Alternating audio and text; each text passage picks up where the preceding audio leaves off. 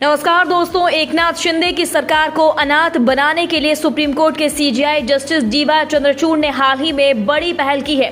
महाराष्ट्र की वर्तमान सरकार को लेकर सुप्रीम कोर्ट ने विधानसभा स्पीकर को फटकार लगाकर बड़ा बयान दिया।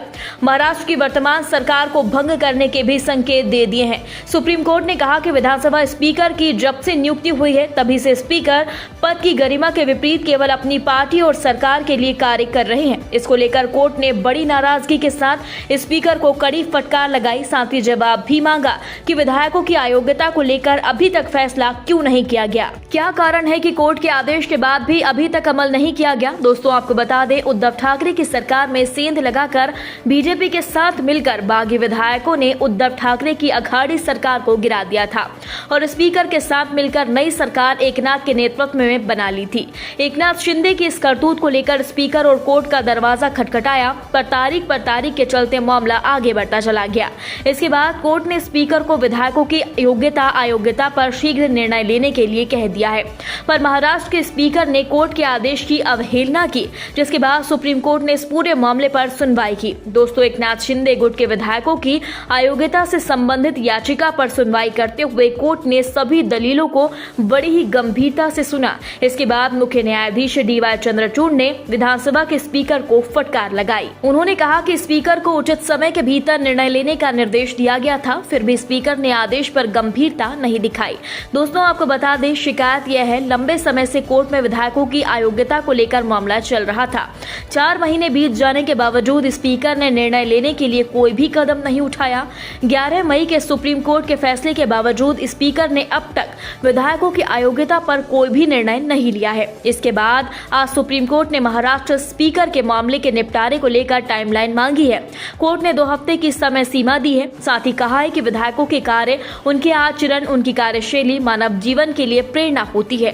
यदि प्रेरणादायी व्यक्ति जनसेवा की गलत हो तो लोकतंत्र की रक्षा कैसे होगी। दोस्तों, सीजेआई डीवाई चंद्रचूड़ ने आगे कहा कि यह मामला अनिश्चित काल तक नहीं चल सकता। स्पीकर को अयोग्यता पर फैसला करना होगा। स्पीकर को सुप्रीम कोर्ट की गरिमा का पालन करना होगा। दोस्तों आपको बता दें, उद्धव ठाकरे गुट के एकनाथ शिंदे और उनके गुट के विधायकों की अयोग्यता पर स्पीकर को जल्द फैसला करने के निर्देश देने के लिए सुप्रीम कोर्ट में याचिका दाखिल की थी। पिछले साल जब शिवसेना विभाजित हुई तो उद्धव ठाकरे गुट के 16 विधायकों को अयोग्य ठहराने की मांग की गई थी, जिस पर कोर्ट ने स्पीकर को इस मामले को गंभीरता से लेने को कहा था, पर स्पीकर ने इसको हल्के में ले लिया। जिसके बाद सीजेआई ने नाराजगी जताते हुए कहा कि ऐसा लगता है कि स्पीकर को अपना दायित्व निभाने की कोई दिलचस्पी नहीं है, जबकि स्पीकर को सुप्रीम कोर्ट की डिग्निटी का तो ख्याल रखना ही चाहिए था, क्योंकि कोर्ट ने विधायकों की योग्यता अयोग्यता पर फैसला शीघ्र लेने के लिए कहा था। सीजेआई ने आगे कहा कि आप ये नहीं कह सकते कि मैं इसे उचित समय पर सुनूंगा, आपको तारीख देते रहना होगा। दोस्तों, सीजेआई की फटकार और अदालत के आदेश के अनुसार स्पीकर को उचित समय अवधि के भीतर कार्यवाही पर निर्णय लेने की आवश्यकता है। कोर्ट ने कहा कि हम संवैधानिक शक्ति का उपयोग करके जारी किए गए निर्देशों के प्रति सम्मान और गरिमा की उम्मीद आपसे करते हैं। हम निर्देश देते हैं कि कार्यवाही पूरी करने के लिए एक समय सीमा निर्धारित करते हुए स्पीकर के द्वारा 1 सप्ताह के भीतर प्रक्रियात्मक निर्देश जारी किए जाएंगे। सुप्रीम कोर्ट ने महाराष्ट्र सरकार से मामले के निपटारे को लेकर टाइमलाइन मांगी है। सीजेआई डीवाई चंद्रचूड़ ने कहा, यह मामला अनिश्चित काल तक के लिए नहीं चल सकता। स्पीकर को अयोग्यता पर फैसला करना ही होगा। स्पीकर को सुप्रीम कोर्ट की गरिमा का पालन करना होगा। जानकारी के लिए बता दें कि उद्धव ठाकरे गुट ने एकनाथ शिंदे और उनके गुट के विधायकों की अयोग्यता पर स्पीकर को जल्द फैसला करने के निर्देश देने के लिए सुप्रीम कोर्ट में याचिका दाखिल की थी। पिछले साल जब शिवसेना विभाजित हुई तो उद्धव ठाकरे गुट ने 16 विधायकों को अयोग्य ठहराने की मांग की थी।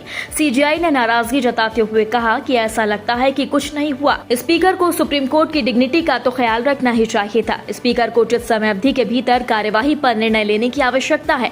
इसको लेकर अब कोर्ट ने कहा कि हम संवैधानिक शक्ति का उपयोग करके जारी किए गए निर्देशों के प्रति सम्मान और गरिमा की उम्मीद करते हैं। अब हम निर्देश देते हैं कि कार्यवाही पूरी करने के लिए एक समय सीमा निर्धारित करते हुए स्पीकर के द्वारा 1 सप्ताह के भीतर प्रतिक्रियात्मक निर्देश जारी किए जाएंगे। दोस्तों, इसके बाद अब तय है कि एकनाथ अनाथ होने वाले हैं। दोस्तों, साथ ही यह भी खबरें उड़ने लगी हैं कि बुराई का अंत देर से ही सही पर बुरा ही होता है। दोस्तों, शिवसेना नेता एकनाथ शिंदे ने जून 2022 में पार्टी से बगावत की थी। उन्होंने बीजेपी के साथ मिलकर राज्य में सरकार बनाई और खुद मुख्यमंत्री बन गए। इसके बाद शिंदे ने शिवसेना पर अपना दावा कर दिया। 16 फरवरी 2023 को चुनाव आयोग ने एकनाथ शिंदे गुट को असली शिवसेना मान लिया। साथ ही शिंदे गुट को शिवसेना का नाम और चिन्ह को इस्तेमाल करने की भी इजाजत दे दी थी। दोस्तों, एकनाथ शिंदे गुट के 16 बागी विधायकों की अयोग्यता पर सुप्रीम कोर्ट ने 4 महीने पहले फैसला सुनाया था। इसमें अदालत ने बागी विधायकों की सदस्यता पर फैसला स्पीकर पर ही छोड़ दिया था। वहीं उद्धव ठाकरे गुट के नेता सुनील प्रभु ने सुप्रीम कोर्ट में याचिका दाखिल कर मामले पर फिर से विचार विमर्श करने की अपील की थी, जो एकनाथ सरकार के अंत की सीढ़ी बनती हुई नजर आ रही है। दोस्तों, इस पूरी खबर पर आपकी क्या राय है, कमेंट बॉक्स में हमें जल्दी बताएं। यदि आपने अभी तक हमारे चैनल को सब्सक्राइब नहीं किया तो प्लीज बेल आइकन दबाकर अभी हमारे चैनल को सब्सक्राइब करें। दोस्तों, अगली ताजा अपडेट्स के साथ हम जल्द आपके बीच हाजिर होंगे। तब तक के लिए नमस्कार, जय हिंद।